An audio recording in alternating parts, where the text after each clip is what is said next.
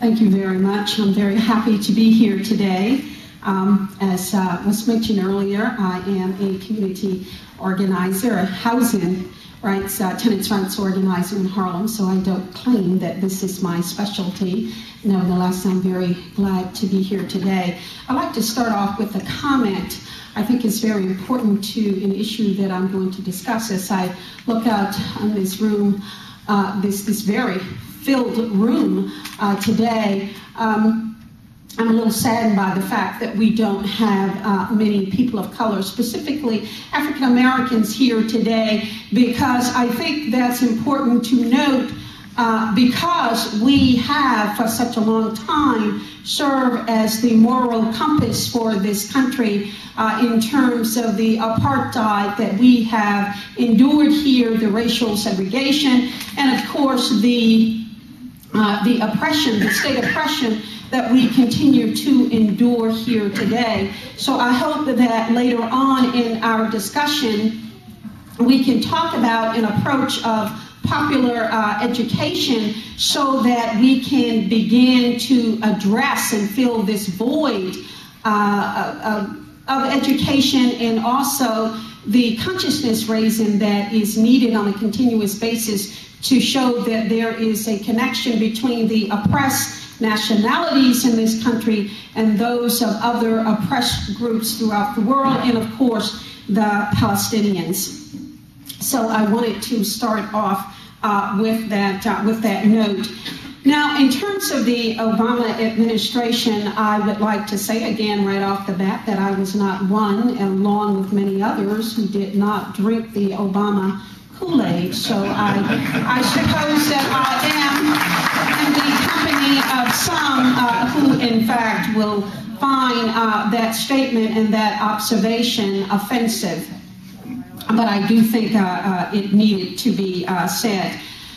Now, Barack Obama, in my opinion, as well as those of others, and I would encourage all of you to read the Black Agenda Report, in particular, senior editor, executive editor, Glenn Ford, who has written quite extensively about this even before Obama was elected president. They looked at his campaign and the many contradictions that emerged as he wrapped in this wonderful, elegant, eloquent rather, and attractive brown face of U.S. imperialism in all of its viciousness and all of its imperialist drive and motives.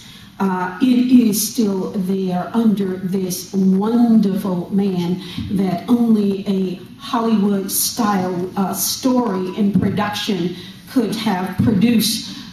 The American ruling class is to be congratulated on this major coup d'etat on the American public.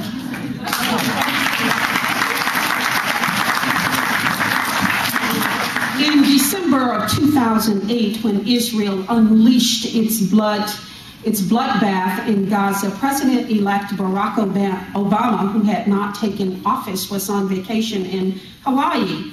Despite pressures and appeals for Obama to speak out, he remained silent, even though a month before he had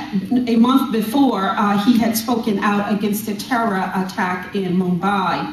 This, of course, was the ongoing indicator that Obama, as many knew, that as president, he would continue the bankrupt U.S. policy on the Palestinians and the Middle East, as did his predecessor, George Bush. His silence was complicity on the highest order of genocide and complete disregard for international law. Obama's obedient complicitness might well turn out to be more pro-Israel than the Bush administration and other previous administrations.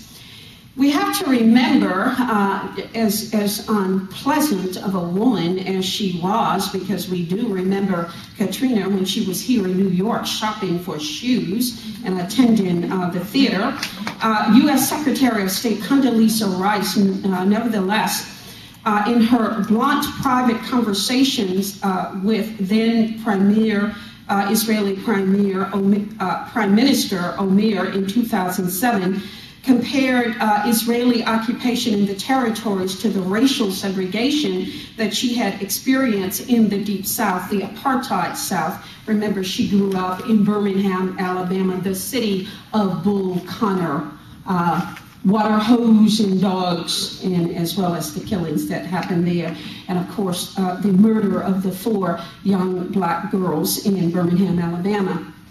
She was referring to the daily Israel Defense Forces checkpoints where Palestinians are detained on a regular basis, on an everyday basis.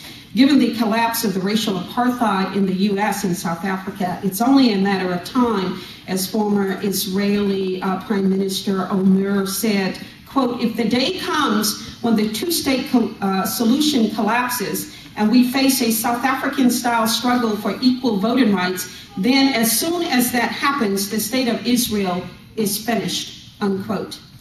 Such a comparison cannot be allowed into the international discussion or discourse, and certainly not within the U.S. political discourse. Hence the unrelenting and scathing and bitter denunciation of ex-President Jimmy Carter for his expose of the West Bank Israeli apartheid. And this is very important because it's the average American who will listen to the former president as opposed to a left-wing speaker, which is often the case.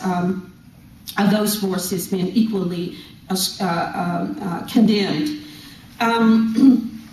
Rice's comments were lukewarm in the face of the actual facts of Israel's apartheid and genocide, including the infamous declaration of an Israeli army officer in a discussion that was held, that was in 2004, that there is a bullet for every Palestinian child. Herein lies the real politics of the equation of Zionism to racism without any gratuitous baggage of anti-Israel excesses. The fact speaks for themselves, and it is devastating, even worse, in violation of international law and crimes against humanity. As the U.S. walks the tightrope, the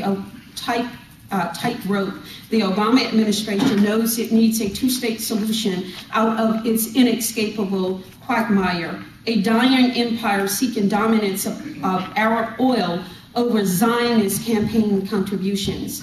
The mantra of Israel as the only democracy in the Middle East is quickly losing ground, especially since the latest assault on Gaza and the death toll that followed, particularly the high number of civilian deaths, and particularly that of children who it appears to have been deliberately targeted.